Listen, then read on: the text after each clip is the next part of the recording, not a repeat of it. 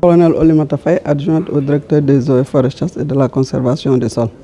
Bon, cette formation régionale est organisée par l'UCN et c'est dans le cadre des méthodes d'adaptation et de conservation, de restauration des terres dégradées. L'intérêt, c'est de partager les expériences au niveau régional et d'avoir des méthodes d'adaptation et de conservation des terres dégradées. Bon, la situation des terres au niveau du Sahel, au niveau du Sénégal, elle est plus ou moins maîtrisée parce que nous avons déjà des méthodes au niveau de la zone de Matam et au niveau des dunes. Au Sénégal, c'est 34%. Au niveau du Sahel, l'UCN va revenir sur ça. Moi, c'est Dr Jacques Somda. Je suis le coordinateur du programme régional Afrique centrale et occidentale de l'Union internationale pour la conservation de la nature. Le premier objectif, c'est d'harmoniser les approches de mise à restauration des terres dégradées en se basant sur un certain nombre de méthodologies qui sont connues sur le plan international et qui permettent de restaurer les terres pour tirer des bénéfices. Et donc permettre à la nature de revenir et permettre aux communautés locales de tirer des bénéfices de cette nature qui revient. L'idée est venue du fait que, comme vous le savez, nous travaillons dans 5 pays pour ce projet et chaque pays a sa manière de restaurer les terres. Et chaque année, pratiquement, chaque pays fait des journées nationales de l'arbre. Et nous pensons qu'au-delà de l'arbre, il faut qu'on regarde qu'est-ce que l'arbre rapporte à la communauté. Et donc c'est pour ça qu'on s'est dit, si on met en place une méthodologie d'évaluation des opportunités de restauration, on saura pourquoi on restaure, pourquoi on plante un arbre, pourquoi on plante un pâturage, pourquoi on plante tout ce qui est vivant. Et donc harmoniser les approches permet au pays de tirer meilleur profit et d'avoir plus d'engagement des communautés locales dans les politiques de reboisement qu'ils mettent en place. Alors, parmi ces opportunités, il y a des opportunités alimentaires. Ces terres qu'on dit dégradées, s'ils sont restaurés, ils peuvent ramener de la nourriture pour les populations, ils peuvent ramener de la nourriture pour les animaux.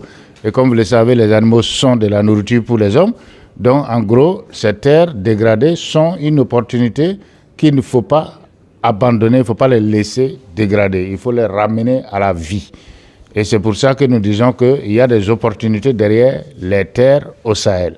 Même une terre sablonneuse, si vous les travaillez très bien, si vous faites son historique, vous allez vous rendre compte que peut-être qu'au tout début, il n'était pas que du sable. C'est par l'exploitation des humains et par les facteurs climatiques que le sable a dominé. Et donc, on peut travailler à faire en sorte que ce sable soit réduit et que la vie revienne sur ces terres et que ces terres puissent donner non seulement de l'aliment, mais également des revenus, parce que quand on a une bonne production, on peut vendre une partie et avoir de l'argent. Le minimum des pays concernés par la dégradation, c'est au moins 30% de ces terres qui sont dégradées dû à l'effet des humains, mais aussi aux aléas climatiques qui aridifient les terres. Donc c'est un minimum de 30%, c'est déjà beaucoup, sachant que la totalité de nos terres ne sont pas exploitées.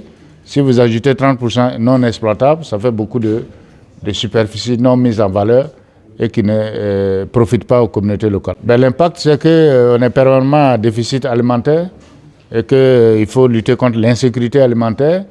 Et ça nous amène à aller chercher de l'aide alimentaire alors que nous avons la ressource terre qui peut nous permettre d'être autosuffisants si on a mis en place les méthodes de restauration, de récupération de ces terres qui permettent de créer des opportunités pour les populations locales et pour la biodiversité. Ce choix est porté sur le Sénégal parce que le Sénégal, c'est la deuxième vague des pays que l'Italie nous a permis d'intégrer.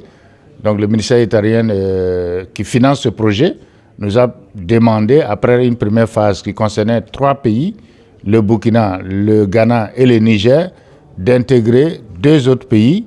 Et nous avons intégré le Sénégal et le Bénin. Et donc pour nous, le choix du Sénégal, ça va de soi, c'est le premier groupe de pays intégrés. Et nous pensons qu'il y a beaucoup d'expérience au Sénégal. Je crois, si je ne me trompe pas, il y a une sortie de terrain.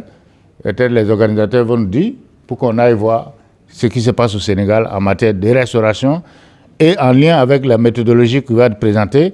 Est-ce qu'on permet aux terres restaurées de générer des opportunités pour les communautés locales?